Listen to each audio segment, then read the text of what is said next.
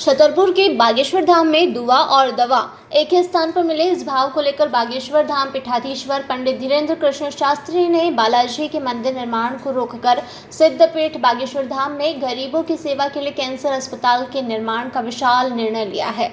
महाराष्ट्र के इस निर्णय को अब अमल में लाया जा रहा है। अच्छा मुहूर्त देखकर शनिवार को बनारस के विद्वान ब्राह्मणों की उपस्थिति में कैंसर अस्पताल का शिला पूजन किया गया।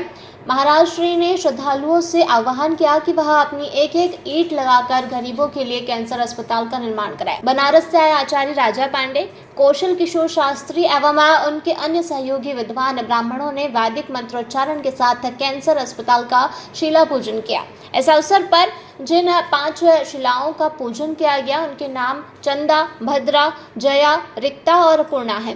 बागेश्वर महाराज ने कहा कि अस्पताल में मंदिर तो बहुत देखे हैं, लेकिन देश का यह पहला ऐसा सिद्धाश्रम है जहां गरीबों के लिए अस्पताल बनवाया जा रहा है। बागेश्वर धाम जन सेवा समिति गरीबों के लिए कैंसर जैसी गंभीर बीमारी से जूझ रहे लोगों के लिए अस्पताल बनवा रही है। उन्होंने बागेश्वर धाम के शिष्यों और श्रद्धालुओं से कहा कि वह एक एक ईंट का योगदान दे, ताकि जब भी सिद्ध आश्रम आए तो कह सके कि इस अस्पताल के निर्माण में हमारी भी एक ईंट का योगदान हुआ है। उल्लेखनीय है कि 23 अप्रैल को देश के यशस्वी प्रधानमंत्री नरेंद्र मोदी ने Bageshwar Dham cancer institute and research centre का सांकेतिक शिलान्यास किया था। बता दें कि प्रधानमंत्री की शुरुआत के बाद अब इस अस्पताल के निर्माण की विधिवत शुरुआत हुई है। 2 साल में अस्पताल तैयार हो जाने की संभावना है। छतरपुर से भरत यादव की रिपोर्ट। जयराम जी, किशन काका। राम राम भाई, राम राम। क्या दोनों भाई बैठ के क्या हिसाब लगा रहे हो? ऊटी लहसुन के भाव आ गए क्या? अरे नहीं रे दादा, ये अपना रमेश नया मकान बनाने के लिए लोन ले रहा है। हिसाब किया तो पता चला कि लोन का पैसा तो ईंट और रेती में ही पूरा हो जाएगा।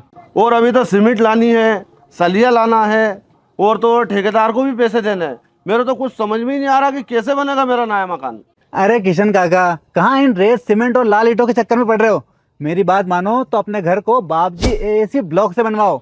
इसमें ना सीमेंट और रेत की जरूरत होती है, ना ही तराई करने की झंझट। और लाल ईंटों के मुकाबले आपका मकान काफी तेजी से बनकर तैयार हो जाएगा। इससे आपके पैसे तो बचेंगे ही, साथ ही मजबूती ऐसी कि सालों साल देखने की जरूरत नहीं।